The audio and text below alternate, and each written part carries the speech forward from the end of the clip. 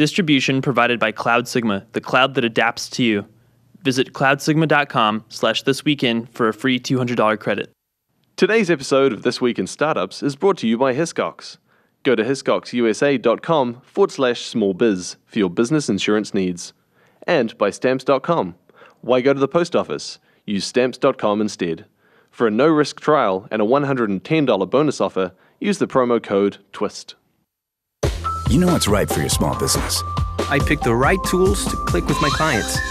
When it's game time, I have the right answer, no matter the playing field. Your small business is unique.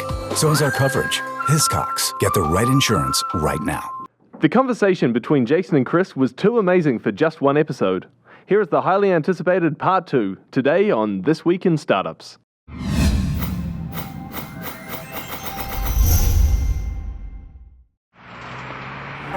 That's what it's all about, man. They said money is the root of all evil. What?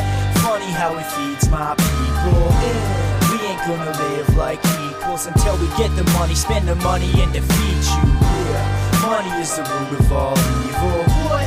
Funny how it feeds my people. Yeah. We ain't gonna live like equals until we get the money, spend the money, and defeat you.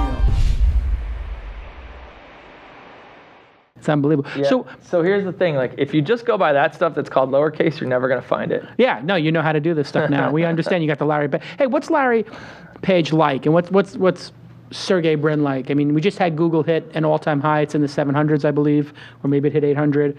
And this company was supposed to be killed by Facebook. If you plug it right now, it'll hit 800. I have no doubt. Absolutely. If you put a buy rating on Google. Yeah, I'm gonna go ahead and put a buy rating officially on Google. I'm gonna set a target of $825 by the end of this podcast.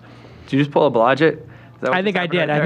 But I think I'll make people money, and then I insist that you sell and profit take. Will somebody go back and actually see if there was a tick in that uptick in that stock? I think the market's closed. The market's closed. Oh, Yeah. I guess I've been here for a while. That's a good point. Yeah. There's after hours, to be clear. This is after hours. Yes. Whatever happens after this stays on this podcast. Hey, everybody. This amazing interview with Mr. Chris Sacca it's just unbelievable. It's just such a great episode, and the swear jar is just really, the swear jar is exploding with all of the curse words and the goodness of the charity water. We actually, well, I don't want to spoil it for you, but you're enjoying this great episode because of my friends at Stamps.com.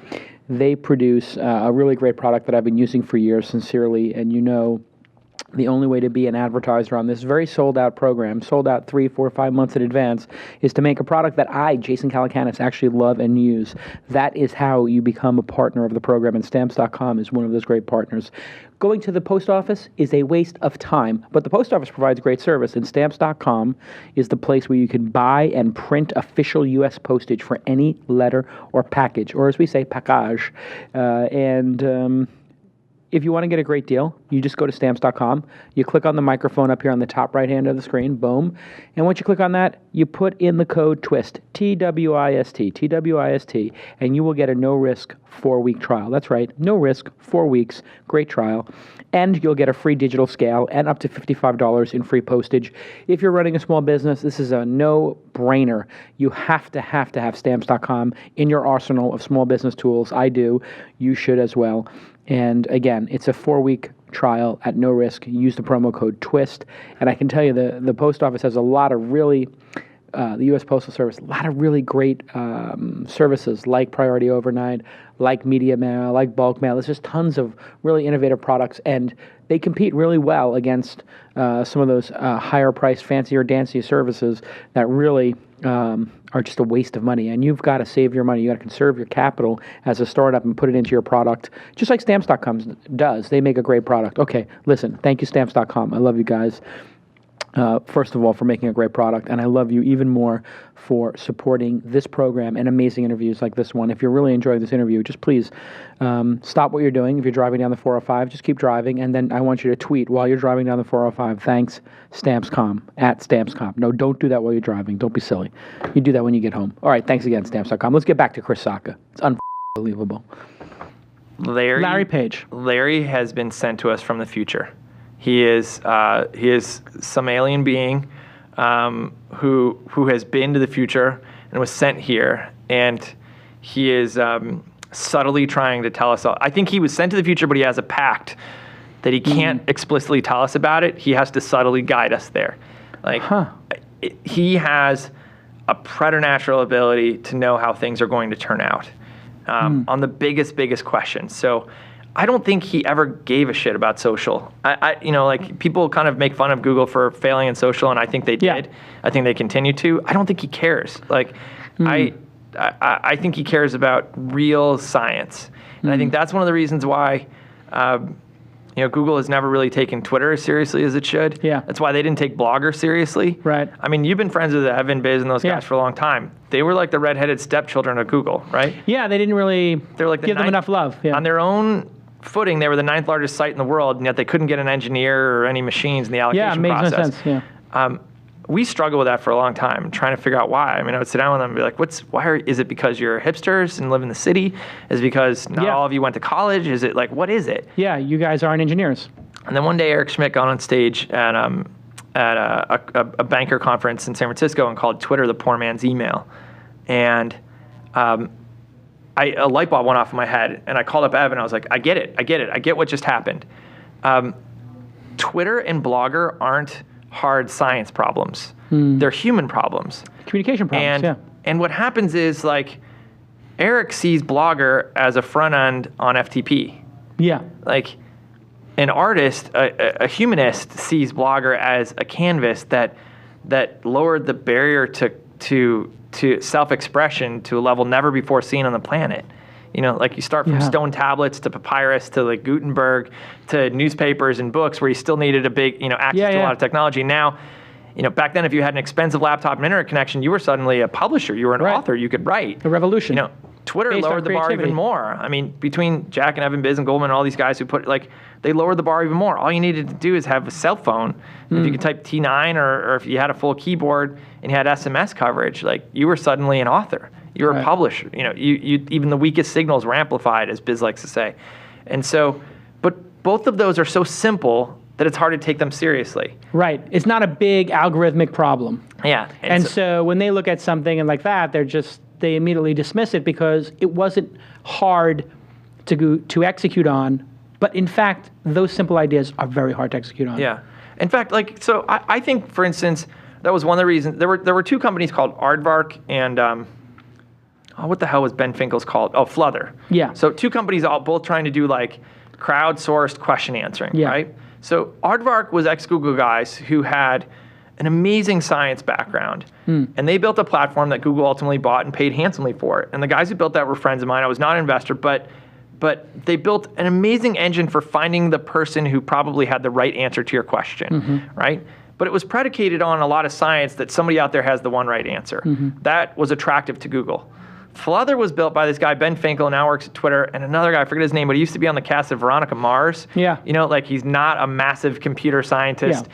But there's no algorithm there. Their premise, there was a little bit of technology, but their premise was mostly like, surface to the right people. There are a lot of people who have an answer to this question, and the right answer might be a bunch of answers.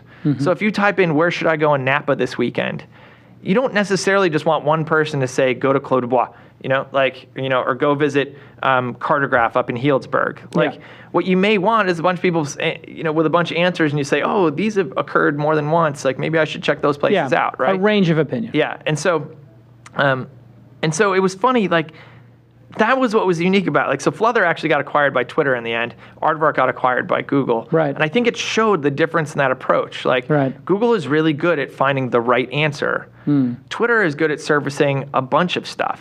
Yeah, letting 1,000 flowers bloom. Yeah, I'll never forget, in the early days of the search deal that Google did with Twitter. So I was negotiating that deal. Yeah.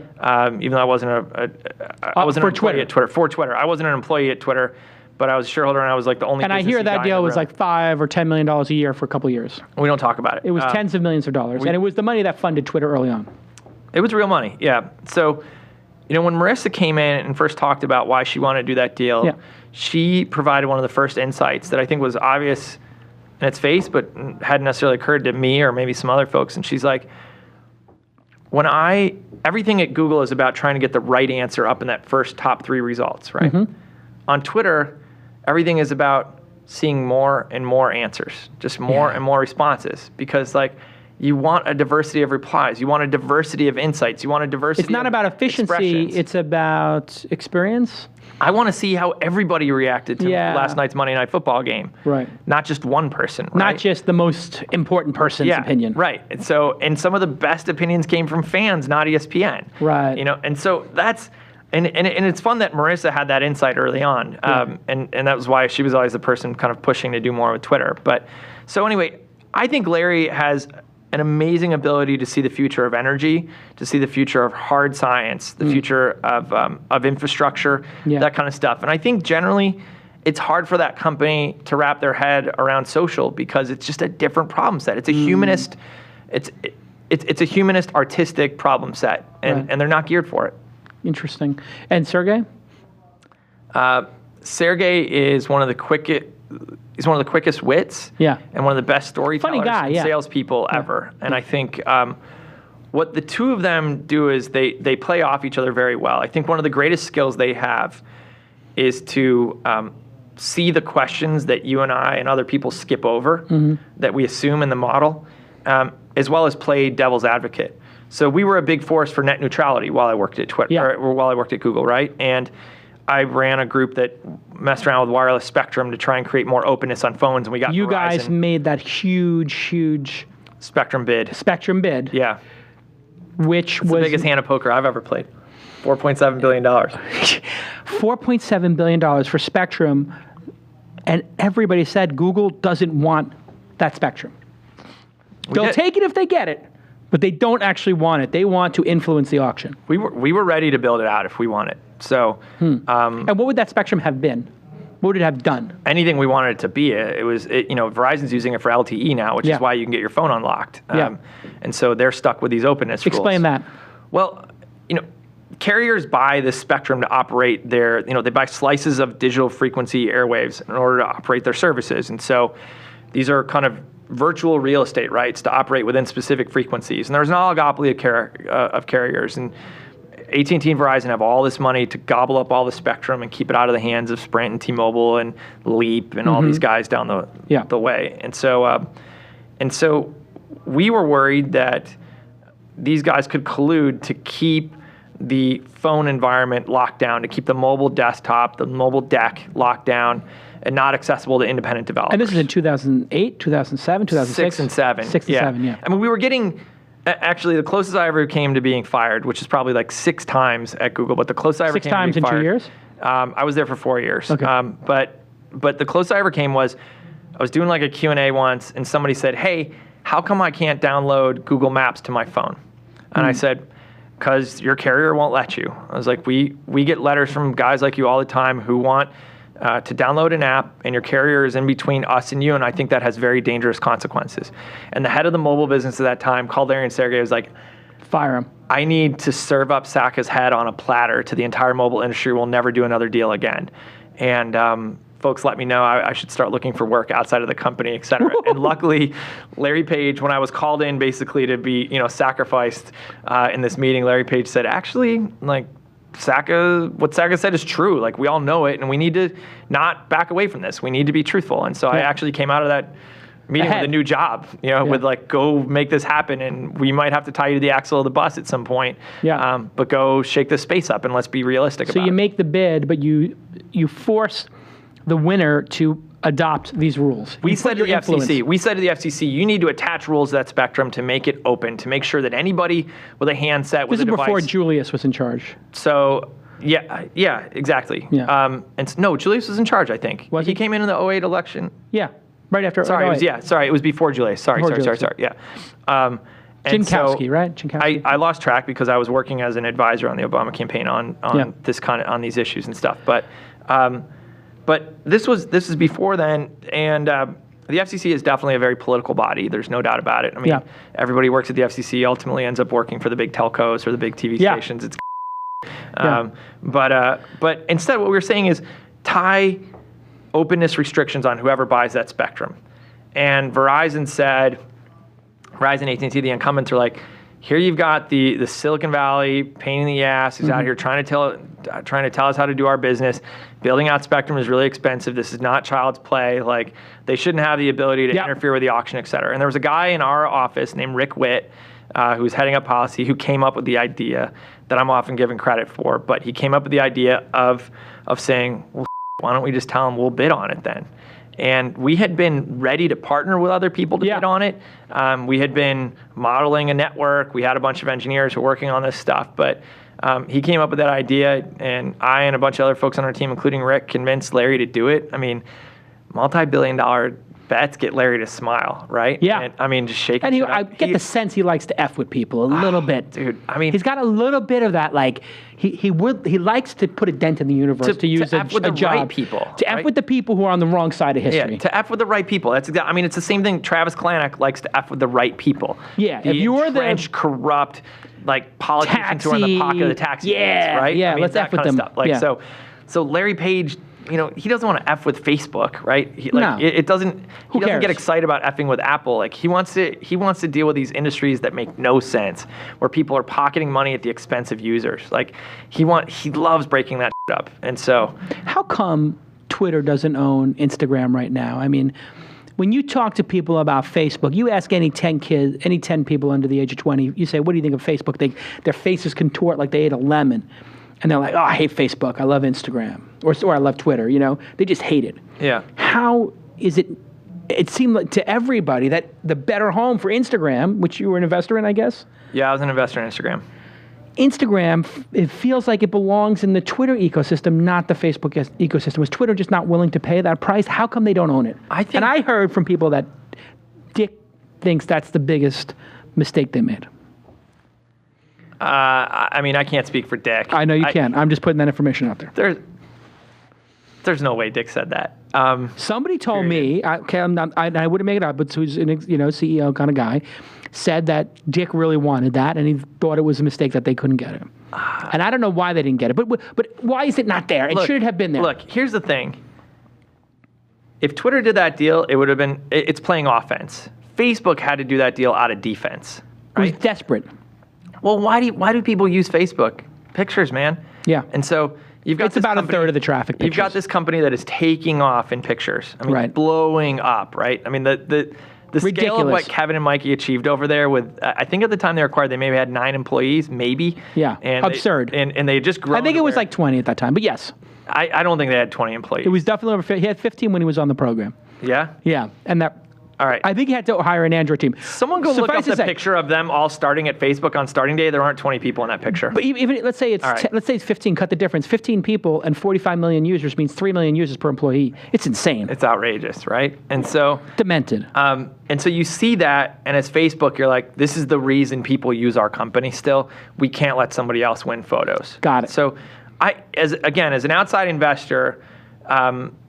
Would it have been great to have Kevin Systrom and the team working over at Twitter and having that, photos integrated into that product? Yeah, but they're still going to have that. And they're going to have video experiences done by other companies. They're going to have media experiences and news, et cetera. And it's all going to happen by the people who are most qualified to do that. Yeah. I mean, that's a platform thing, by the way, as developers are talking about, hey, why don't you let me build a client? Yeah. Like, today's developers on the Twitter platform are a lot of the media creators. Got it. The platforms that are building that media and the content creators who are building that, right? The platforms, the developers are the New York Times, who are building symbiotic relationships with Twitter. Like, the platforms are the Emmys who are building symbiotic relationships to co-broadcast and I mean, they're integrating Twitter into the broadcast. It's not like developers.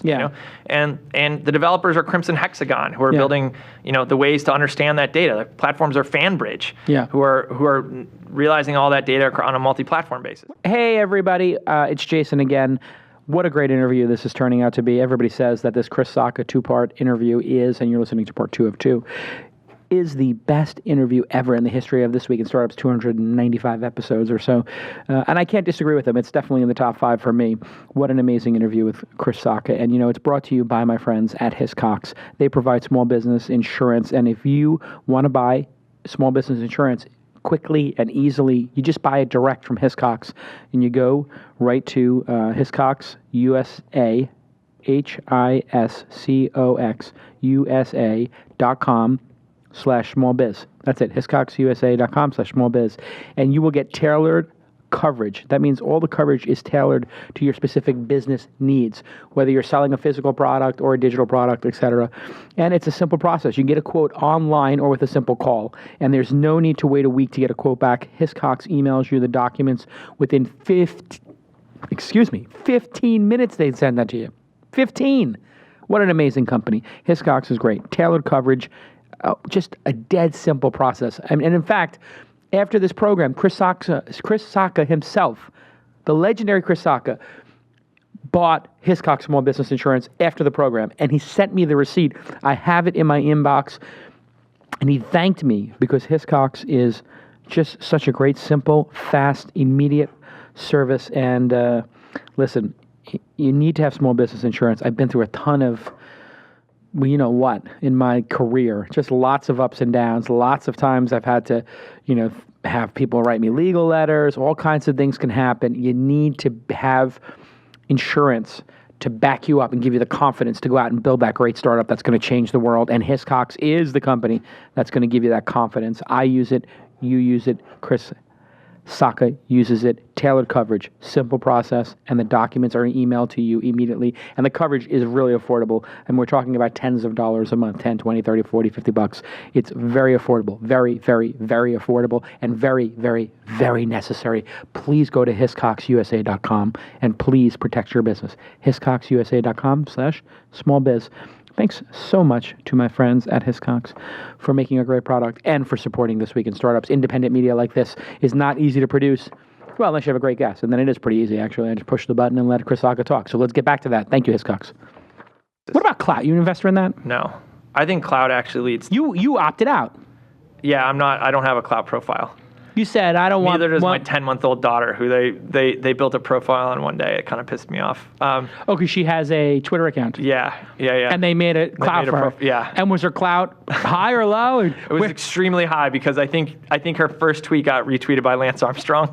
And so I think on a per-tweet basis, she had a really high Klout. But so basically that means she's going to get a Volvo for a week and a Windows mobile phone. Here's what I worry about with Klout. And I have talked to Joe Fernandez, and I think he is an amazing person. I think he's a very genuine person. I like a lot of the investors they have there. I think Klout means well.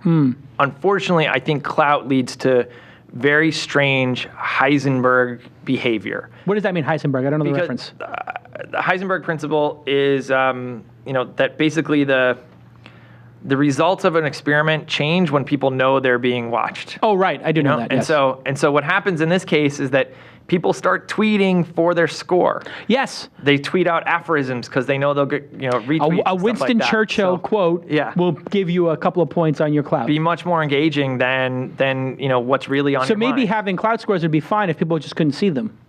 And Twitter has that. I've actually said if Klout scores were private and available only to the people who wanted some insight into who to work with as influencers to help them reach the audience they want to reach, which I think is actually a value add to a business. So if you want to know, hey, is Gary Vee for real? Can Gary Vee actually get me in front of some people? And will they react to the message he says? Is iJustine a real personality? Should I talk to Jason about reaching this audience? Like the insights that drive that, I think is valuable information. Right. And if that company comes to you and does a partnership and you tweet on a promoted basis, transparently and impact the audience that, they came to you for, I think that everybody wins there. The advertiser wins, you win, and so do the people who saw that tweet from you because we have the data to show they're the people who give a shit about the tweet you sent them. And so I think everybody wins. I suppose Twitter is got that themselves and is giving that to advertisers already.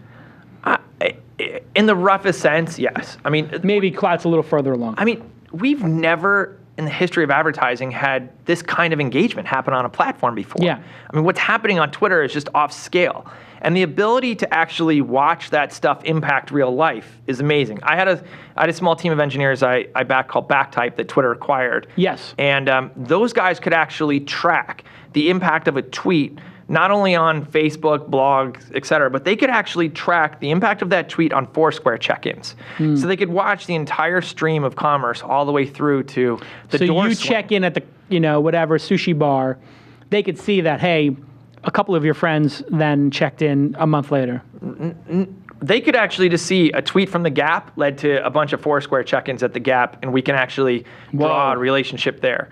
That a tweet, if somebody was exposed to a tweet from Audi, it created a check-in at an Audi dealership. Like that chain in commerce. I mean, if you want to know my grand theory on the continuum of advertising, so draw this line of, I forget how your audience sees now, but let's go from this side to this side. Yeah. Up here we have the worst ads, here we have the best, right? So up here it's like non-targeted billboards on the side of the road. Yeah. So going up and down the 405 or the 101 up there, and literally some like CBS and these companies like hire people to stand underneath those billboards and look to see how many eyeballs of drivers look up. Sure. And that's the only metric they have for how many people actually look at that stuff, right? Disaster. And so that stuff is just bought out of inertia, out of history. Like, we probably need some billboards in our campaign, 10% of billboards, go. And so same with the bus ads and stuff like that. You move down the continuum into TV, radio, print, and now you've got some semblance of measure. Like I know what the circulation is on subscribers on that newspaper or that magazine. I don't know how many people actually got to page 17, but I have a general sense of how many people get exposed to that kind of thing. With radio, we've got Arbitron data, which is just worthless. Like as a data scientist, it's worthless, right? From our world, and yet so many dollars are still spent based on with television, really right? shitty data. Like I remember seeing somebody at the D conference years ago talking. It was one of the women who led Nielsen online at the time, and she admitted that they didn't have any Nielsen nodes on college campuses anywhere in the country. Right. And you're like, how the hell do you measure the impact of a One Tree Hill without a single box anywhere on a college campus? That's insane, right? So again, crappy group data. of people. Crappy data, and so you've got people kind of taking a flyer on this stuff because they know there's some impact of being in front of that audience, but these things are built on momentum and hand wavy, not math. Right. As you get into digital CPM, now at least we have a more concrete measure of exposure. So we can the denominator is more concrete. This is how many people actually got exposed to that page. It's for the first time we know that number. Yeah. We don't know whether they cared about the ad. We can make guesses about whether their eyes went over to that side or whether they scrolled. Eye tracker or whatever. We can do that, but at least we have a firm denominator. Right. This is how many people got exposed. Yeah, maybe it's got 5 or 10% fudge factor, but we're pretty cool. Yeah. So keep moving down. Finally, we get to CPE, actually. That's kind of like this hybrid cost per engagement. Like somebody saw your ad and maybe moused over it and some crazy happened, et cetera. Went to the domain name later. Yeah, and so, but we don't necessarily know. We realize that if somebody mouses over your ad, it's more valuable than CPM, but we don't know how to really measure that, so it's kind of ethereal, still a little hand-wavy, the guys who sell that stuff. When you finally get to CPC, this is the first time. Click. This is the first time that ads are sold on a math basis. So this the Google innovation. Yeah, and this is the first time where you really get a sense of like, is this actually driving people to a site? Yeah. Now at that point, you're handing it over to the advertiser to say, hey, do you have good analytics to cover where that click goes across the rest of your site? When I got to Google in 2003, Google dropped you off at the front door. You were looking for Zappos, we dropped you off at Zappos.com and said, good luck, right? And Zappos.com was like, we'll take it from here, and whatever happens, happens. Insight. As we bought Urchin, the company that became Google Analytics, finally we could tie that click through the rest of your site, and we could start to see like, hey, that actually was a worthwhile click. Yeah, they converted. I had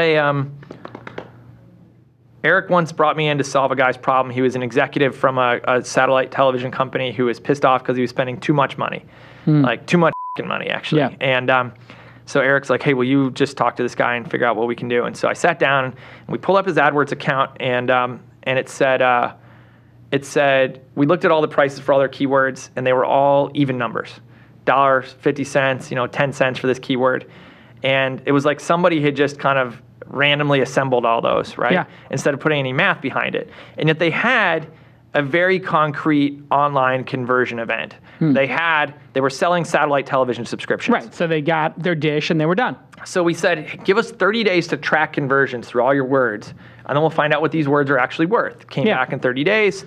And it was 10x. And so he was actually leaving some money on the table, because on the one hand, they were advertising the word sports.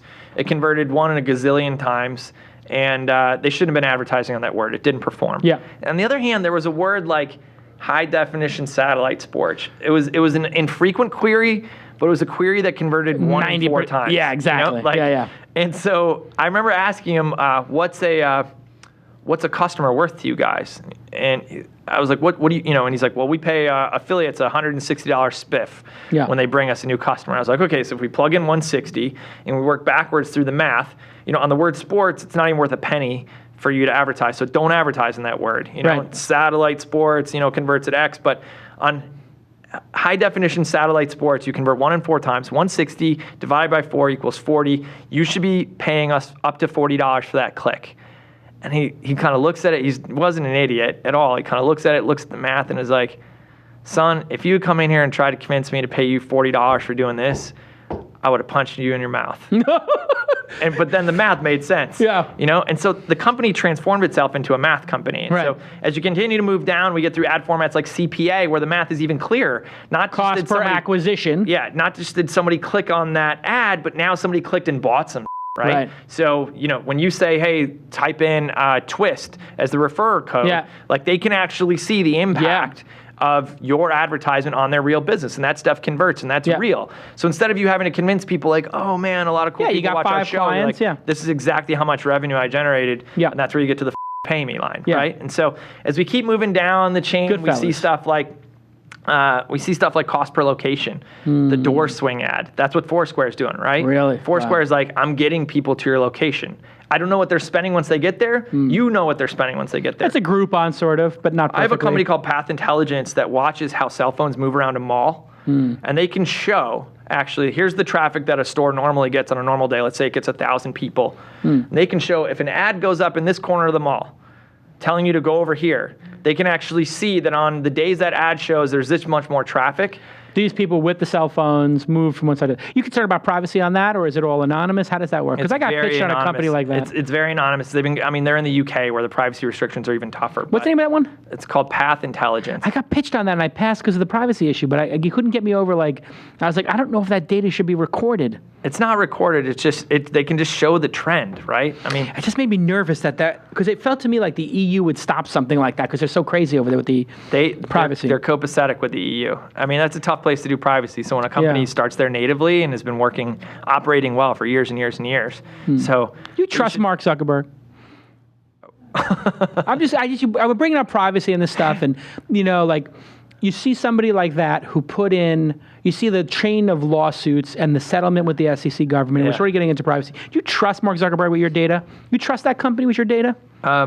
I would like an honest answer. Did you see that? Did you see the new revelations? Like a new guy came out and posted conversations that he had with Mark back in the day. There's unbelievable. There's yet another founder kind of guy. A founder guy who's he absolutely decimated and destroyed. And it's just more. But the behaviors of a 19 or 20-year-old, do they represent the behaviors of a 26 or 27-year-old in your mind? Because you said before, loyalty, hey, how you grow up and how you behave. For you, it does seem to be consistent to call back to how we started the conversation. Look, I don't want to be held accountable for everything I did in my 20s. I think I don't want to be held accountable for everything I did last year. I think we all grow and evolve. I think there's a different attitude about users at that company than there are at a lot of the companies we consider great. I think. What is that? I have gotten the impression sometimes that that Facebook operates with the, hey, get over it, you'll learn to love it.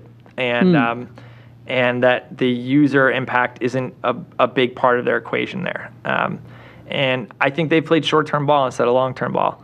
And you see it in the turnover in their employees. You see it in their turnover in their management. You see it in the turnover of their users. Is that what we're seeing in the stock? The stock. So first of all, I have You have shares. I have a lot of. I have a 9-figure position in that stock. Nine-figure, over $100 million position. Yeah, and it's. I should actually say maybe it's not anymore. Kind of brutal. Not personal money, but it was a bucket of one of the things I did. Yeah. And clearly Instagram or other things. Yes. Gowalla. Yeah, a lot of things. So Gowalla did not produce 9 figures worth of Facebook stock. It didn't. But hey, Josh Williams, what a great entrepreneur. He's a great guy. What you have to remember about Facebook is they didn't want to go public ever. Zuckerberg never wanted to do this thing. He was forced to. Right, they lost control of their cap table. Yeah. And so they were forced to file. And so what happened is they're forced to file so late that their growth curve is flat, right? And they hadn't actually done enough innovation yet on what's going to ramp and accelerate their growth. So they're in this weird, they're stuck. Like a tweener. they're a tweener right now. Like they're stuck on display ads, which are underperforming, and it's hard to grow that stuff without crushing the user experience. They're copying Twitter's business model with sponsored stories, right? And they haven't done enough on commerce and coins and all that stuff yet to make up for it. And so they trying to find the revenue model. I think that's the funny thing. Everyone's looking at Twitter like, how are you going to make money? And Twitter's got a very healthy, obvious way to make money that's user-friendly, advertiser-friendly, leaves everybody feeling very confident and trustworthy. But Facebook, I think, is struggling with a shift from display ads that they turned all the dials they could, and it's a big business, it's a $5 billion business, but it's not big enough and it's not growing fast enough. Right. And so I think you have to wait for chapter 2 there. Right. And chapter 2 in the history of these things could take 5 years to emerge. It might. I mean, they've got a huge loyal audience that's very engaged. It's 500 monthly active users. It's something like that, 500 million. I mean, it's something like that. Facebook is a tab that people leave open all day, right? Yeah, it's an operating system. And they've earned that. And so you got to give them credit for that. The monetization moves have just been a disappointment. And I think they try to rely upon what had always worked for everybody. And it was easy money, but it's not the big money and it's not the innovative money. Right. And so is Zuckerberg at his core a great product developer, or is he a great copier and executor of other people's ideas? I don't know the answer to that. I mean, I don't know if they... I mean, it does seem like they built a better Facebook, a better Friendster, a tighter version of it. But the social network was not their innovation. And there's a long history of almost every feature they have was just an iterated on version of somebody else's, with the exception of the platform, I guess, which does seem like it was a unique idea. I mean, look, I don't want to make this a beat up on Facebook, but it is interesting that the company that everybody thought would kill Google, that was unstoppable, and that was going to take over the universe, now everybody believes is stalled and is potentially going to drop from the sky and has peaked. People believe it's peaked. I mean, look, we're in a perception business, and it's particularly, it's funny, I had lunch recently with the head of one of the big town agencies here in town, like a big super agent, Sure. Household name in Hollywood kind of guy, and like a William Morris Endeavor type. He said we're in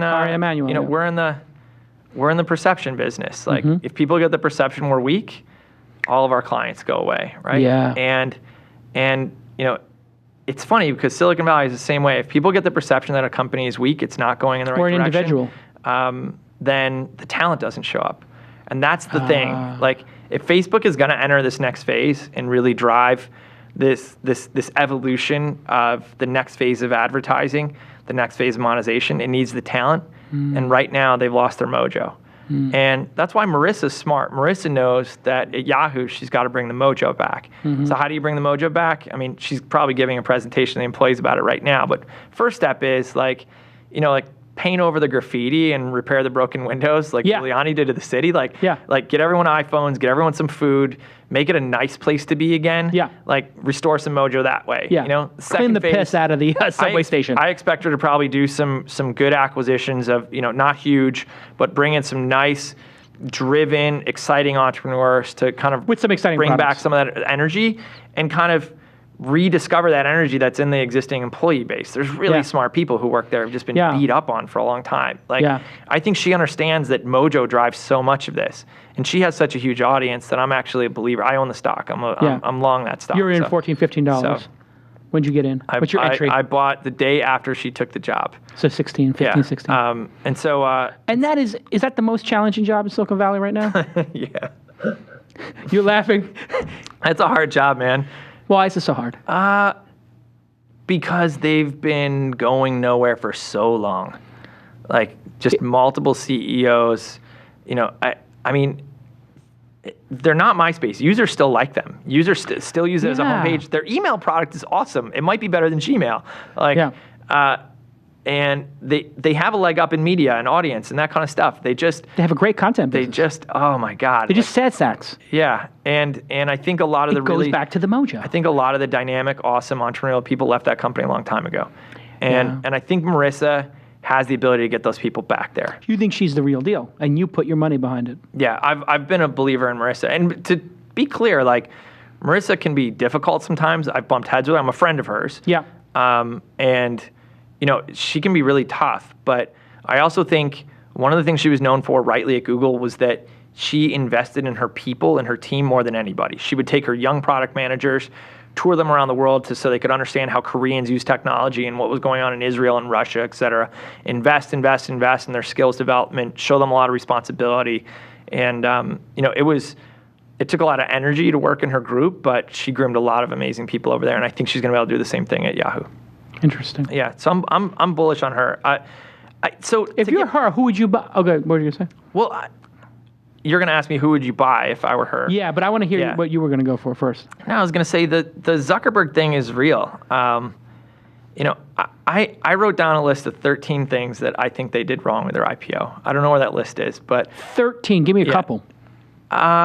Well, first, they let everyone in the world buy their stock before it could go public. So when they went on their roadshow, which they didn't really participate in actively, like Zuckerberg didn't show up for a lot of it. When they went on the roadshow, who were they selling to? Everybody who wanted it already owned it.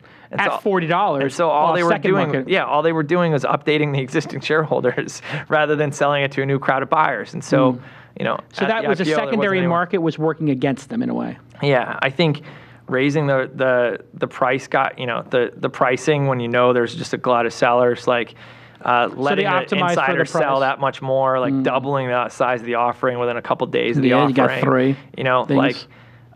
Not really. I mean, here's the funny thing. Larry and Sergey and Zuck both learned the same lesson, which is you can't talk down to Wall Street. There's room to innovate on Wall Street and there's room to change the way business is done there, but you can't disrespect those guys. And he was disrespectful, and somebody said on CNBC he didn't wear a tie, he didn't show up, he didn't spend time with them. They felt dissed. I think you can get past the wearing a tie if you show that you care about that audience. So if he had been more present and more active and engaging and maybe even charming. Yeah, I don't doubt that. I think he could have had a real impact then on the hoodie would have interest. The hoodie would have been immaterial. Yeah. I think, just the attitude of, hey, our investors are a partner. Like Kevin Systrom at Instagram always made me feel like a partner in the business. Right. And he would make me earn that spot by doing work, right? I mean, just help us hire this person, help us figure this out, help keep these people away so we can focus on doing work, help me think through this thing, help manage this celebrity or see if we can get them to use the product better, that kind of thing. Each entrepreneur you work with will treat you like a partner. And so, that's how the guys at Twitter think about the folks who've invested up to this point. Bijan at Spark, Fred Wilson at Union Square, Peter Fenton at Benchmark, all these guys feel like partners there, right? And so they and the founders and the management of that team, of that company show the respect to those investors. When you just show up and you say, "Hey, everybody," consider it a privilege that we decided to let you into this game at all. It just sends the wrong message, right? Yeah. It doesn't say hey, this is a stock you should buy and get on with for the long run because we're going to build something great together. It's going to be Disney. It's going to be Google. It's going to be FedEx. Yeah. We're going to crush this together. Yeah. And so it didn't feel together. It felt like he was using Wall Street in a way, like they were just a tool. That might have been the case. And I think that was the perception. And that was the perception and also the reality. Yeah. And I think ultimately some of the biggest in history are the result of underestimating people, right? You can't. Explain. Well, I think Mitt Romney underestimates voters, right? So I think Mitt Romney speaks in such pedantic terms that they know that the swing voters are generally low information voters, and I think the Romney campaign has equated that with low intelligence voters. Right. But voters aren't stupid, really. Right. I mean, it's funny. As much as we see how they sometimes react to this statement or the other statement, they're not actually that they're smart people, even if they're low information. And they don't want to be talked down to. Certainly, that 47% comment. It's unbelievable. It's just unreal. Yeah, and so, but at the same time, I think sometimes guys like Mark might underestimate their users.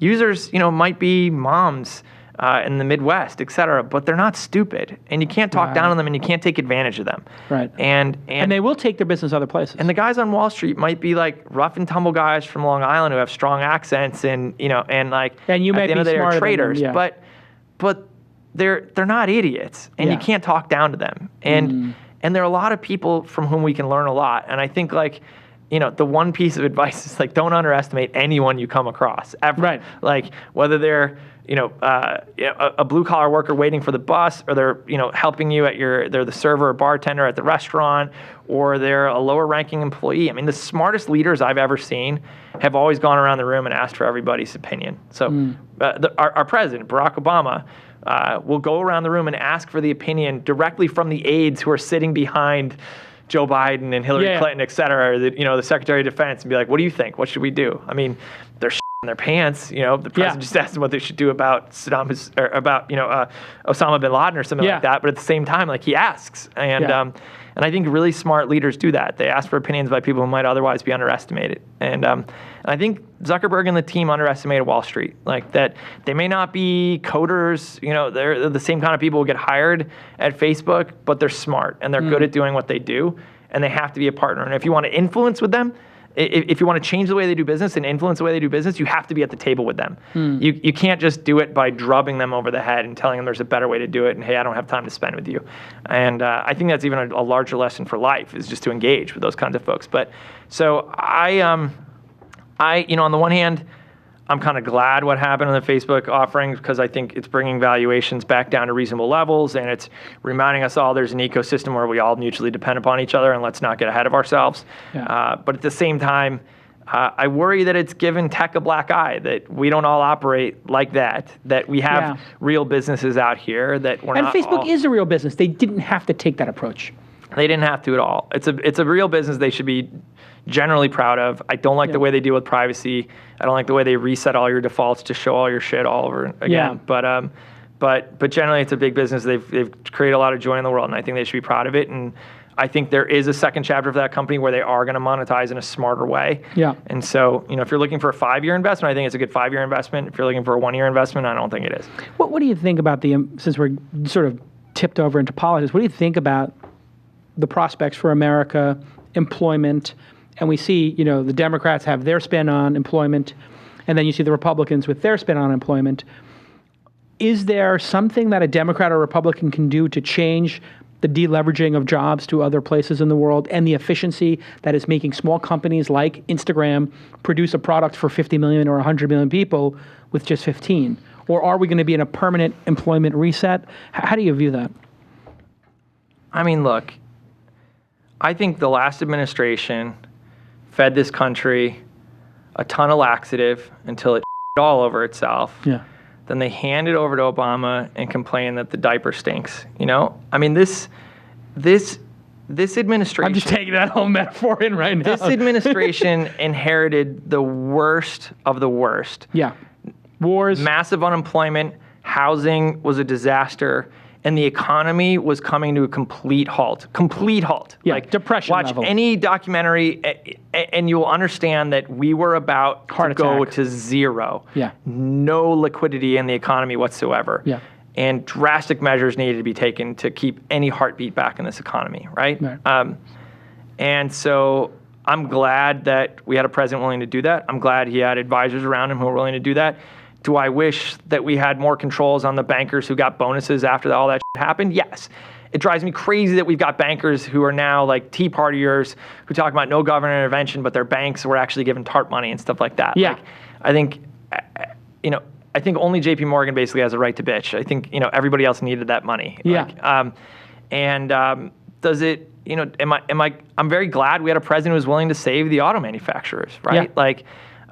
It's very easy for us to academically say, hey, look, it's Darwinism and let strong companies, but there's just so many actual people who depend upon not just working Darwin with those plants, can be but a everything bitch. else.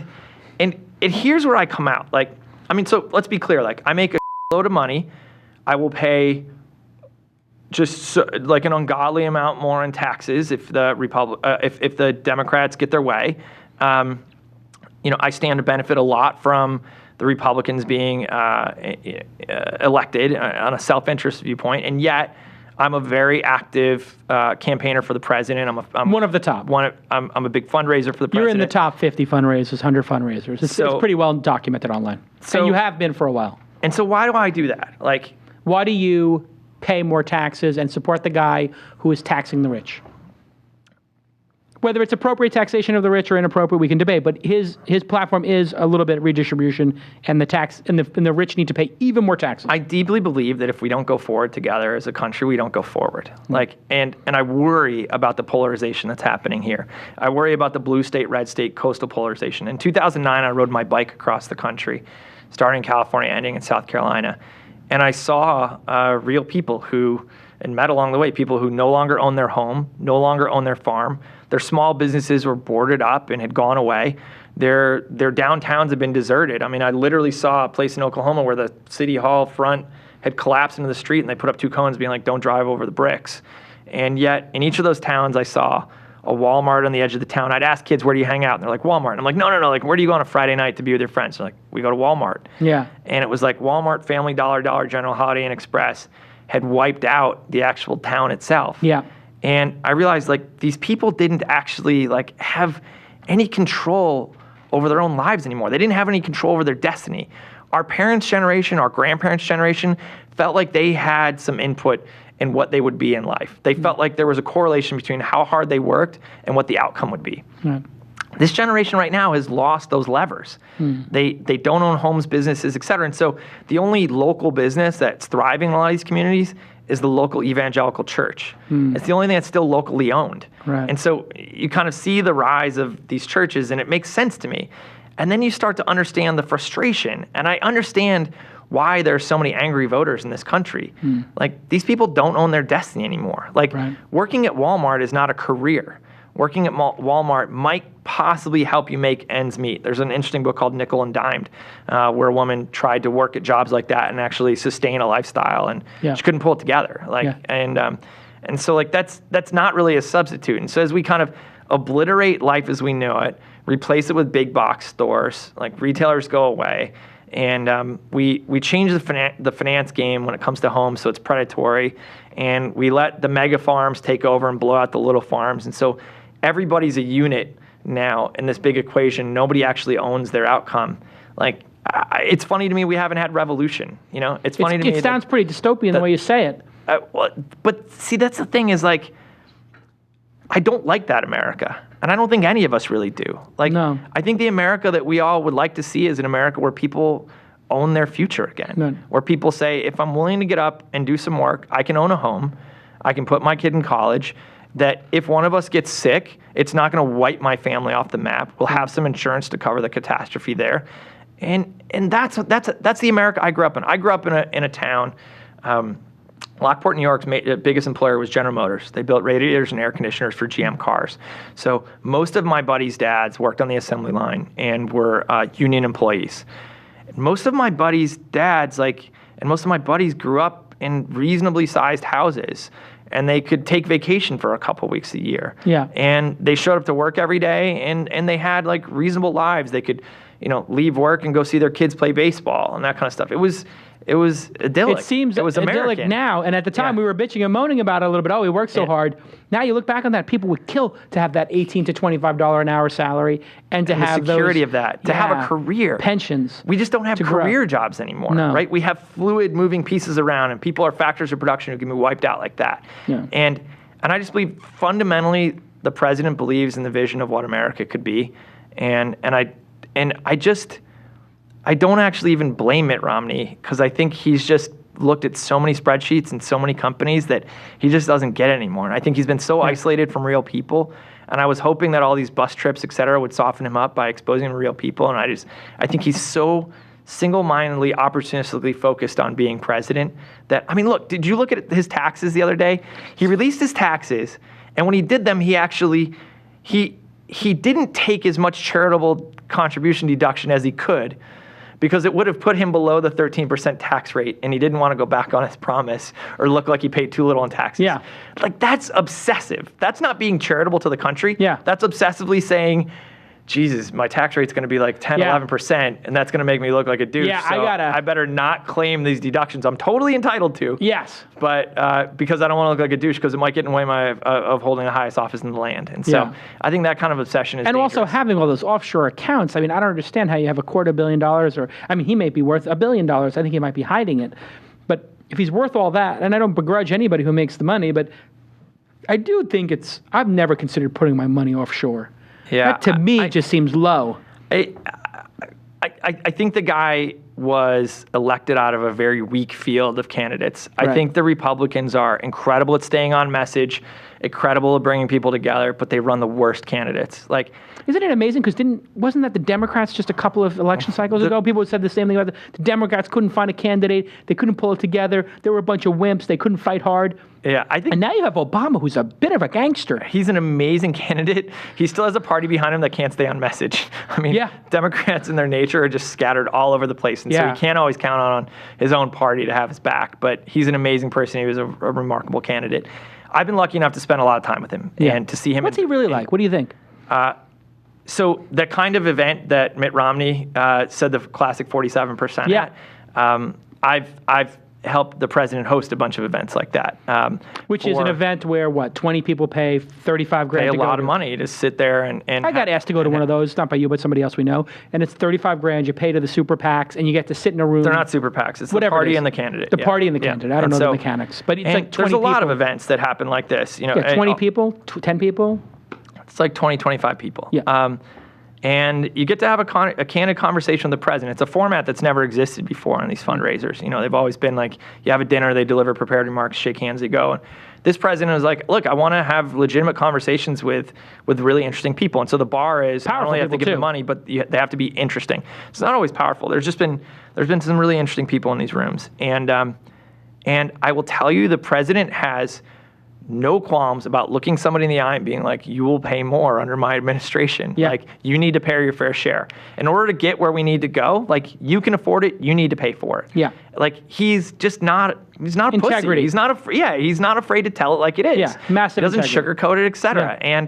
And, Bijan Sabeh, on his blog, I don't know what the domain is, wrote a post about one of these meetings recently and how the president was willing to be very direct. Bijan of Spark Capital. Yeah, of Spark Capital. Great VC firm out of Boston. Wrote this post about what that experience is like, and it's very genuine, authentic, candid. That's who this guy is. I think this guy too wrestles with really tough decisions. Guantanamo. Guantanamo's an interesting. I'll actually share something that. I got to think about how to share this because it happened in a don't share conversation. But I'll take a chance here because I think it speaks about this. I think it speaks volumes about this president. But I have pounded the table about Guantanamo. I have pounded the table about, hey, look, if America stands for anything, it's our rights. It's that we would rather set 10 guilty people free than imprison one innocent person. Sure. That's when I traveled abroad. That's what and I lived abroad for a lot of my Human life. rights. That's what we've always stood for. Human rights. Habeas corpus, justice, an accessible justice system. And the data are clear. The data are clear. People of color don't get the same access to the justice system that white people do. Poor people don't get the same access that rich people do. DNA has proven it. Exoneration project. We've lost sight of that, and it's a massive injustice. But domestically, we have, yes. But I pounded the table with the president. I'm like, if we don't, Guantanamo is an example. If we don't stand for, what does the United States stand for if we don't stand for justice? Wow. And the president, in a very cool, non-dickish, straight-up way, said, here's the thing. Like, if you knew that 25 of the guys that are in Guantanamo were some of the most dangerous, evil, capable of destroying thousands and thousands of American-type guys, they could do it, and that you have all the intelligence that shows you that if released, they would do it. Like, what do you do? And he just asked me that without going to his conclusion on the problem. And I think it's a problem he'll continue to wrestle with, and I expect him for it to be back on the agenda in this next administration when he's reelected. But he just asked it straight up, like, what do you do? Wow. And in doing so, I was like dumbstruck, right? I was just like, God, it's really easy for me to bitch and moan on watching TV and be like, what the f***? Like, why do we still have those guys down in Cuba? This is really f***ed up. It's not what America stands for. On the other hand, if somebody looks you in the eye and says, imagine him in a briefing, and somebody straight up says, I think if we let a couple of these guys go, they will destroy thousands of American lives. Yeah. Like, these are 9/11 what do you do? people. What do you do? That's not black and white. It's gray, right? Yeah. And so, the president has said, like, people, the news stations report on politics, not government. Right. And that's true. If you start with that in mind, if you start watching what happens in the papers and on TV and stuff like that, it's all politics, right? But government is fucking hard. Yeah. It is messy. It is gray. It is nasty. I don't know how that guy sleeps at night. The decisions he has to make are hard. Yeah. And the more exposure I've gotten to him, the more I've realized that guy is up for it, takes it really seriously, and tries to do the best thing for America in the greatest sense of that tradition. Sometimes it means ignoring his own party. Sometimes it means compromising with people he'd probably not want to compromise with. But he really does take doing the right thing for the country in the grandest sense of the word. And that's why I've lined up behind him. That's why I feel good about raising a bunch of money for him. And that's why Mitt Romney f***s up every time he underestimates Americans, because they see that. They're not stupid. They have a visceral sense that this guy is looking out for them. And Mitt Romney can spread as much disinformation as he wants, and they're really good at that. They're really good at Paul Ryan is master of but at the end of the day, this president really connects with truth, and voters get that. He cuts through it. It seems like every time they throw these smoke bombs, he just rises above it. Well, it turns out when truth is in your favor, that luckily that still works. Like, truth still works. It's teetering on the brink of not working. Right. And that's something I think we all need to wrestle with. But right now, truth still works. We have people and that's why this president will win this election. He's going to win. Yeah. Hands down. Yeah. And he should win. Mitt Romney's a complete disaster. I can't trust the guy. I mean, after I heard the way he cavaliered, just his ideas about if I was born Mexican, this would have been easy. You just get the sense like, wow, this is confirming this is an evil private equity douchebag who, if given the reins, is going to do more damage than Bush. It feels like this guy could do more damage than Bush, and we have been there. We've seen what destruction can occur when one of these people gets into an office. No doubt. I mean, look, it's just not worth the downside risk. Talk about downside risk. Not so long ago, the Republican Party was a totally reasonable, legit party that had a different view on how to govern, but it was a legitimate, reasonable, thoughtful view. Sure. It wasn't that long ago. I mean, my dad was a Republican in our county. Reagan, he's a very thoughtful Bush person. One, yeah. And so what happened was they sold themselves to the extreme. And so John McCain, very reasonable person. If you look back at his voting record, campaign finance reform, that's the number one biggest issue. If we fixed campaign finance, and he was so much the leader. of this other would sort itself out. He took a bold stand. He has broken from party orthodoxy multiple times. He has done things I disagree with, but he's done them for the right reasons. He's a hero, yep. He would have been a perfectly reasonable president. Not my preferred president, but he would have been a perfectly reasonable president had he not sold himself down the river to get the Sarah extreme Palin? right. I mean, that was just a disaster. That was a cartoonish and horribly cynical move to sell himself out to that side of the party. We're going to go with the dumbest, most redneck, just out there person who doesn't know who the leaders are of the free world. She really disgraced. I think they underestimated. Was that the moment that they just jumped the shark? I think they underestimated the voter again. I think they thought they were playing to TV and voters actually see through that, right? So the pandering to the right, religious nutcases, it actually imploded on them. It leaves behind the real people. It leaves behind the majority. Yeah. Yeah, and not even intelligent and book smart, not even intelligent college grads. It just leaves behind America. It leaves behind all these people in the middle, right? I mean, you could say the same about too much of the extreme left, although I just don't think they're as active, and I don't think they have as much traction, and they don't own any television stations right now. But I think the greatest thing that could happen to the Republican Party is they're going to get spanked in this election. Right. And reboot? And I think they're going to have to reboot. I think they're going to have to look around and be like, you know why we lost? Because we're a bunch of nutcases right now. Because we have lost sight of what we stand for. Gun control, repealing Roe v. Wade, anti-choice, pro-automatic weapons. They made their government about making this president fail. That was the entire thing. This entire administration was... He's tried to ankle him. Is what can we do to make this president fail? And it's funny. I mean, I engage... By the way, we're at $1,200. Are you shitting me? Oh, is somebody keeping the tally? $1,300. Oh, I'm gonna have to win a lot. Awesome. That's awesome. I'm giving $1,300 to Scott Harrison will be very happy. By the way, about that. $1,300 is going in here, and I'm going to give $1,300 because I'm going to throw a party for my team. That's $2,600. If we keep this going, we could buy a whole well. I might make you $5,000 for a well. Yeah, there you go. Oh, God. Yeah, we could get a well going. By the way, I've been out to visit those wells in Ethiopia. It's amazing the impact that Scott Harrison and Charity Water have. Like, I love that. One well, 5,000.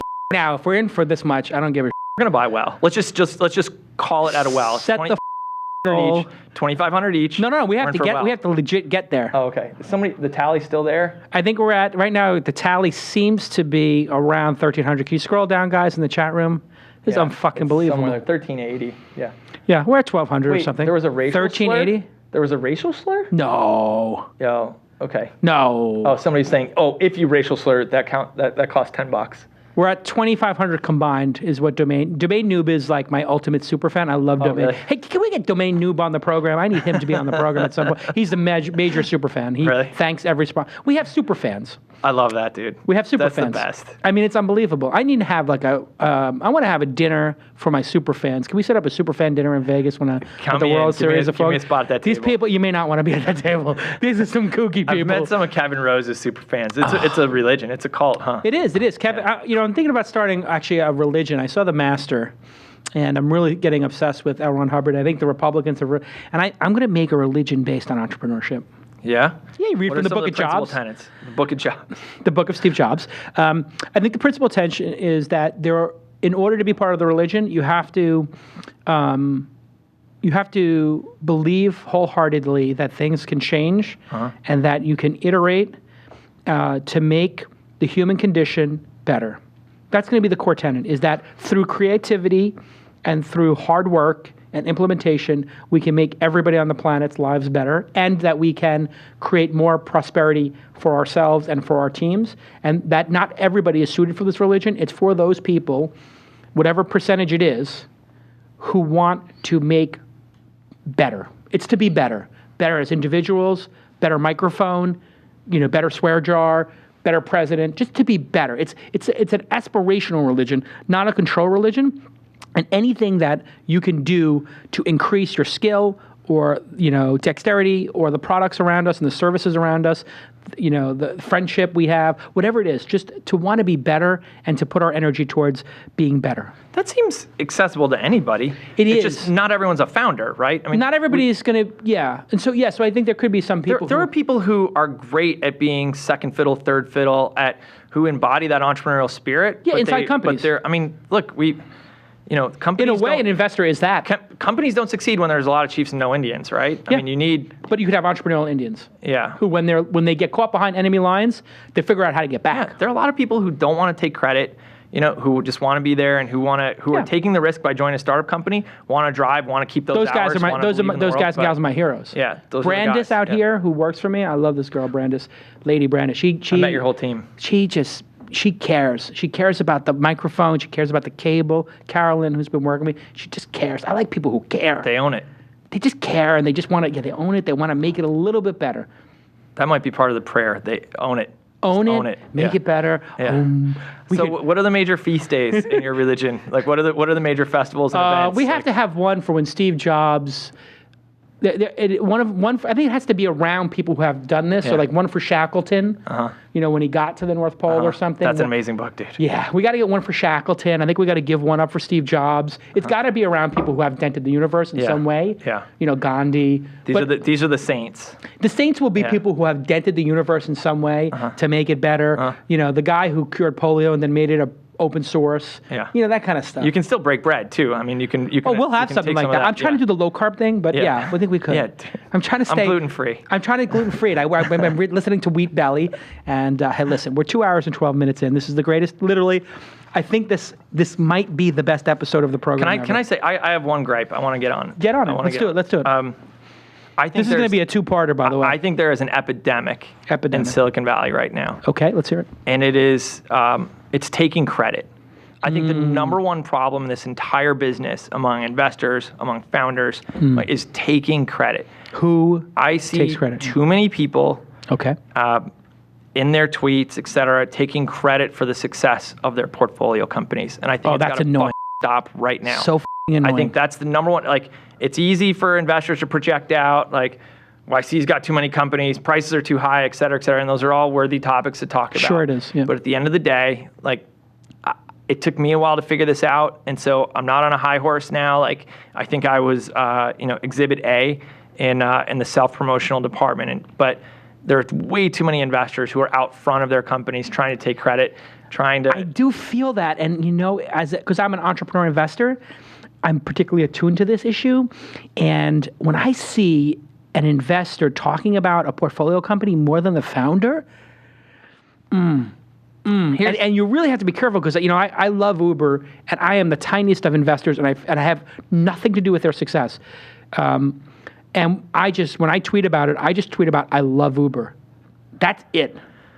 I know as an investor I have zero impact on that company. Maybe a couple people found out about it. But you could. Maybe Travis says, "Hey, look, I need to get the word out about all the bullshit that's happening in DC." So you're in the service business. Yes. As an investor, you're a service provider. Not the credit business. That's the problem. Like, people are high on their own supply. Yeah. And so what's happened is we are in the cult of personality investor phase. And what's funny, you got guys like Bill Gurley who add value all fucking day long. And nobody knows what a Bill Gurley is. He writes really good blog posts at above the crowd. And when he does CNBC, I mean, they brought him on CNBC, and the IQ of CNBC went up like 100 points immediately. But you'll never see that guy talk about all the stuff he's done for a company like Uber, right? I mean, my job...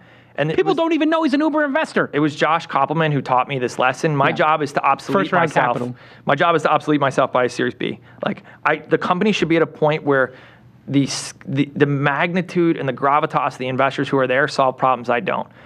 Like, I was involved in a company where, Bill Gurley's there, and the company was thinking about hiring a CFO. And Bill opens up his folder, and he's got like 6 CFOs ready to go. Yeah. Like, guys. And you're like, public CFO, company quality. And I was like, I don't know idea. 6 guys. I don't know 6 public company CFOs in the world. Yeah. Right? But when you're just getting started, like, I'm the guy you want in your room to help you design your product, build the funnel to convert, to help you recruit your first couple of employees, get that done. And so, but a guy like Bill Gurley will never take credit for that. But we're in an environment where I see too many investors taking credit for their portfolio. Annoying. And I think we got to call people out. The same way we call people out on humble brags, I think we got to call people out on taking credit. A credit brag, yeah. It's just like, you know what? You just, and with so much money around, you think these schmoes would get the fucking message that it's, if Yuri Milner comes in and says, oh, Y Combinator, I'll take all of them. And then they say, no, seriously, here's the menu. And he says, yes, I'll take the menu. And I'll take the menu for the next 5 years. Then if he comes in and does some gangster shit like that, what the does some investor who's making 5 investments a year think that they're so gangster for writing a $100,000 check? I mean, that guy came in and was like, oh, Silicon Valley, yes. Yeah. Well, he literally came in and said, Silicon Valley, yes. And they're like, which one? Yes, all of them. I mean, I have to applaud the guy. Yeah. I think it's weird. What did you think of that when you saw that? So, I mean, as you know, that happened around the same time that Ron Conway threw a grenade into a room full of angel investors. It was like that was the 5 families were gathered and blown up. I actually wasn't even at that meeting, but I ended up getting the full brunt. You got some shrap. Yeah, I caught some shrap. I was on the other coast and I caught some shrapnel from that meeting. But that said, the Angelgate meeting. But despite that going down, I respected the move. I do think it's a gangster move. I think those guys did some math and said, look, we're going to be wrong most of the time, but when we're right, we're really, really right. Airbnb, Dropbox, boom. I mean, you and I as investors are wrong more often than we're right. That's one of the other things that goes with taking credit is like, dude, you never take credit for all this stuff. In fact, most people remove it from their website. As these things go out of business, they're just like, I don't even want to admit I use that as my I talk about, for example, Gowalla, which I thought was a tremendous success in terms of building an awesome product, but just, didn't work for a number of reasons. Yeah. I talk about that as one of the things I'm most proud of in working with Josh Williams and trying to make the product work. And I tell people, that's the first person I tell them to call when they ask me, should I be an angel investor? Yeah. I just think, generally speaking, it's fun when people listen to investors and take everything they say, as Bible, because those investors usually got where they were because they had 1 or 2 data points that panned way out, right? Yeah, broken clock, wrote twice a day. They built a company and it worked really, really well. Now they're rich, and so suddenly they must have the right answer to everything. Yeah. And then across their portfolio, most of the they invest in goes nowhere. Yeah. Right? And this applies to you and me equally. Yeah. And so then they ask us to come on panel discussions and spout all this wisdom, and people write it down and you see it retweeted all the time. And yet we're wrong. We're in the business of being wrong. It's just when we're right, we're really right. Yes. Like we're you right. only need one Twitter, Instagram to make up for the other 19 failures. Heroku, Photo Bucket, we'll throw a few more out there. But, but for you, but on a percentage basis, I'm wrong more than I'm right. Definitely. I know, but your rights have been pretty amazing. But again, I don't take credit for those. So look, Kevin Systrom pulled me into Instagram. I did not seek him out. Mm-hmm. He pitched me, and in that pitch, I was just drawn magnetically to him. Yeah. And he thought I could be helpful in some ways that we worked on together. But that is me admitting I would not have chosen Instagram, right? There's a lot of in my portfolio that I chose for what I thought were all the right reasons and are all the wrong and they're reasons. Clunkers. It's and when my the money never came back. It went away, right? And so it's kind of funny, Heroku, I kind of got it. I thought I could be helpful. James Lindenbaum, knew I could be helpful in certain ways. He drew me into that company. Hey, I need to have him on the program. Kieran, take a note. He's amazing. I got to get the Heroku guy. He is amazing. What's the thing about him? And talk about, I don't want to steal the thunder on his story, but you got to talk about the negotiation when he had the opportunity. He had the opportunity to sell that company multiple times. Yeah, Microsoft, Google. Each time. Everybody wants that company. That guy, he has the same thing that Systrom had.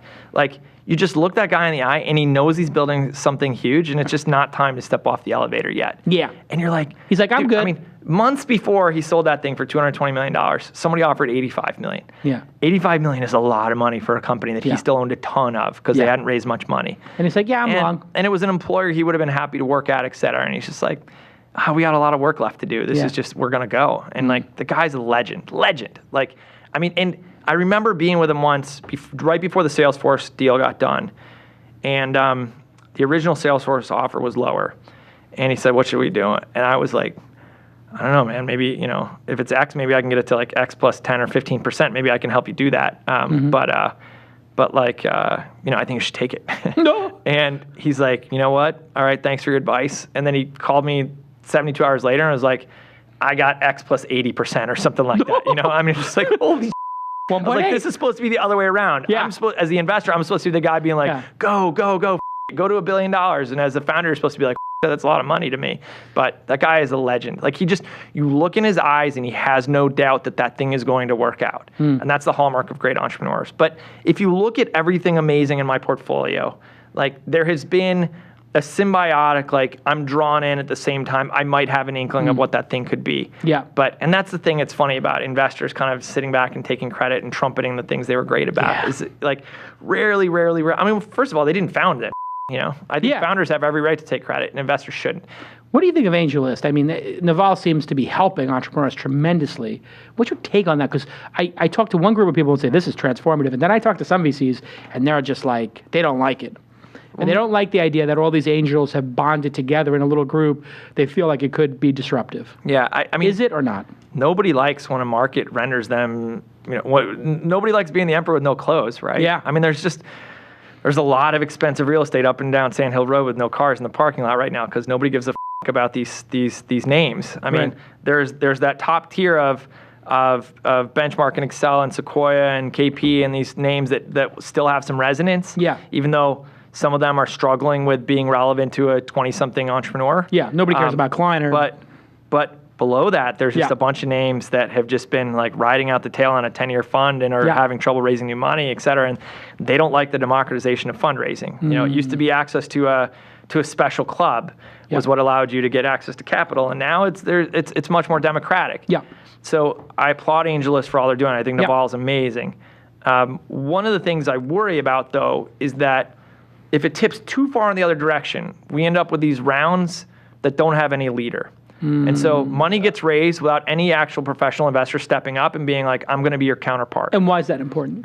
It's important because... why is that dangerous? Yeah. It's important because a founder needs someone to bring their A game to. I think I did the analysis across my portfolio, actually. And the companies I have that had leaderless seed rounds have underperformed. I think it's important for anybody to have to sit down, put together a deck, and bring their A game to somebody else who's going to even if they're not on your board, a coach, somebody that you feel accountable to. I do shadow board meetings with a few of my companies where I'm not on I don't really take board seats. I'm an observer at Uber. That's it.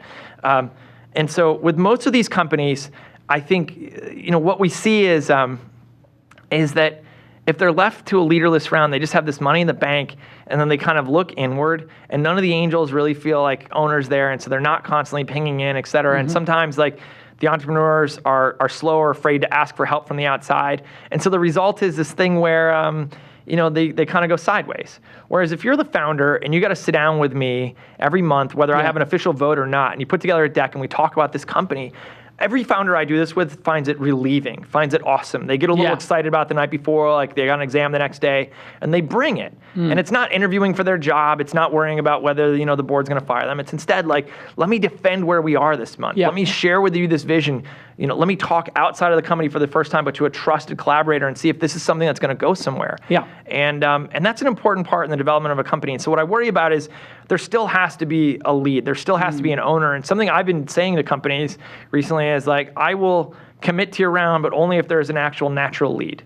And it's not about onerous terms, not about somebody busting your balls on documents, but it's about somebody feeling like they wake up in the morning, think of that company. Yeah, they got to be vested enough. If everybody's in for $25K, then everybody's in for zero. Yeah, I mean, on the one hand, I know a couple of VCs who call their portfolio companies every day. That's got to be crazy. If your investors called you every single day, you wouldn't get any done.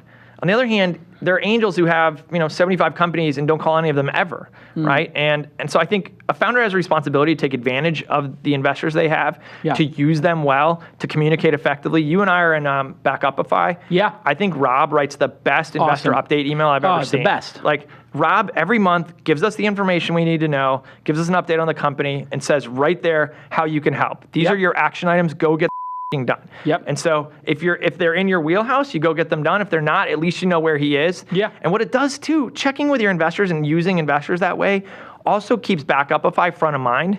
So that I talk about Backupify on a show like this. I mention them to another investor. I mention them to a user. I tweet about them. It's just very They're front of mind. I have stuff on my list that I haven't thought about in a while. Because I don't hear from those founders. We don't engage, and I don't own enough of that company that it's the first thing on my mind to go dive in and get deep with them. And you don't want to be like overbearing with any investors, or if they're not any investment, if they're not pinging you and they're not engaging you, you don't want to be like, oh, I'm checking in on you like daddy. But I've got like I work with Melody McCloskey at Style Seat, right? One of the most gifted founders everywhere. Great company. Just anywhere. Like she's amazing. I think I to be candid, I think because she's a woman and because she's dealing with a space that men don't give a shit about, which is beauty professionals, I think she's underestimated. But another underestimation. Her traffic's in the millions and millions of users, and she's blowing it up, and she has a clear commerce model. And Dan Levine, who does all the coding over there, is amazing. And the two of them have shipped like multi-platform with 5 people there. Maybe it's even 4. So, but when I sit down with her, like she already has action items for me. I need you to do this. I need you to help us with this. I need to review this deal with you. Give me your, I'm doing a business development deal with a big partner. Like, help me figure this out, right?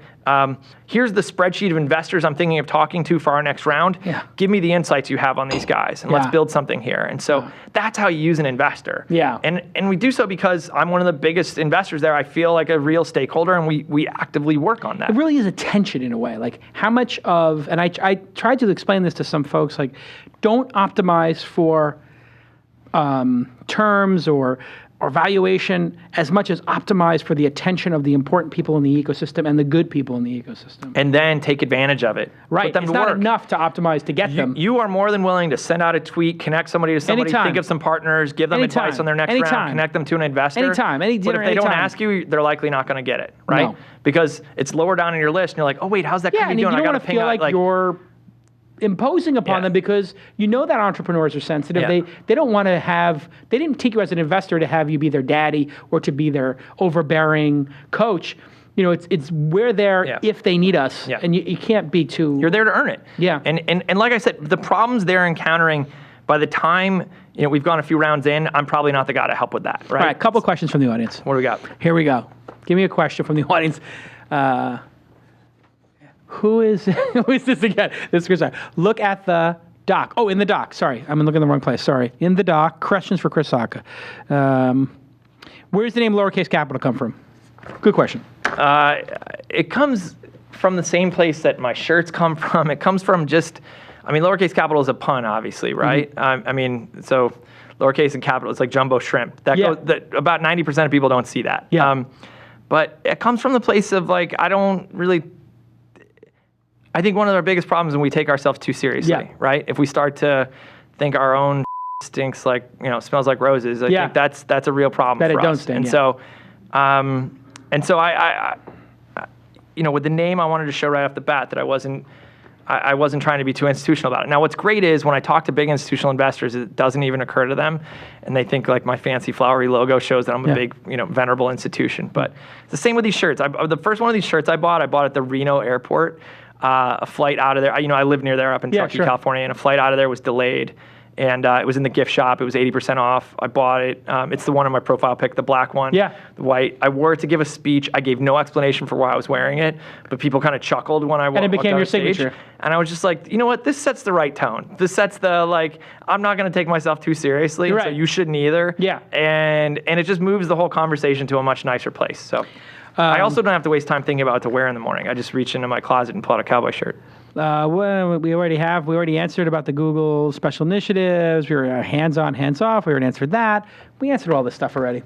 Why doesn't POTUS put the Guantanamo prisoners on trial? Yes, we answered that already. All right, we got to wrap this up. 2.5 hours in. It's a record. You said the longest and most interesting. I know, somebody should have brought lunch halfway through, I think. I was thinking we should probably have a little sushi. We should order. We should task-rabbit some lunch in here. You're an investment. Do you want to filibuster this? We'll just go 24 hours. We'll just keep going.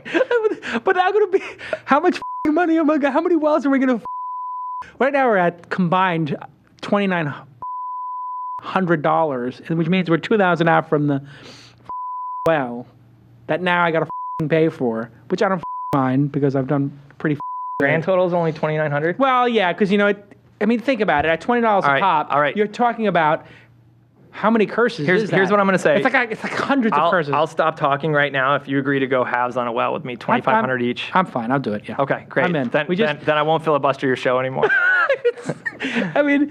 But I have to say, we're going to cut this into 2 episodes, and that's great. That's more advertiser exposure. No, I That's have happier to. I have to users. at this point. Yeah. You can take a week off. I can take a day. Somewhere. Yeah, I do need a. Oh God, man, you get to you have a good gig. You don't have 100 people working for you, right? No, in fact, I have one person working for me. $1 billion and one person. That's genius. I'm thinking of hiring somebody. You can hire a second person? Yeah. Driver? Yeah, that's why I need business insurance, by the way. That's to go back to your, I forget what that. Hiscox. Hiscox. Thank you. I wrote it down. Thank you, Hiscox Small Biz. That's why I need business insurance, because I think I'm going to hire somebody. Hey, listen, if it's good enough for Chris Sacca, it's good enough for you. Thank you so much at Hiscox Small Biz. Everybody thank them. And thank you so much to Stamps.com, also a Chris Sacca favorite. And you're gonna get a complimentary Stamps.com scale on the way out. Hey, that's a good idea. Why don't we have what do you do with Stamps.com again? You ever go to? Well, you're not going to go to the post office. Instead of going to the post office, you can just print stamps from home. Okay, that's awesome. Yeah, and I work virtually. Yeah, so you just have your stamps at home, boom, you print them. But you don't have to get people for that. Hey, I'm going to mention that to my one employee. Thank you so much for being on the program, Chris Sacca. Everybody follow at Sacca, Sacca. Thanks at Hiscox, and thanks to my crew for crushing it. Another perfect episode, and we'll see you next time on This Week in Startups. Right on. Boom.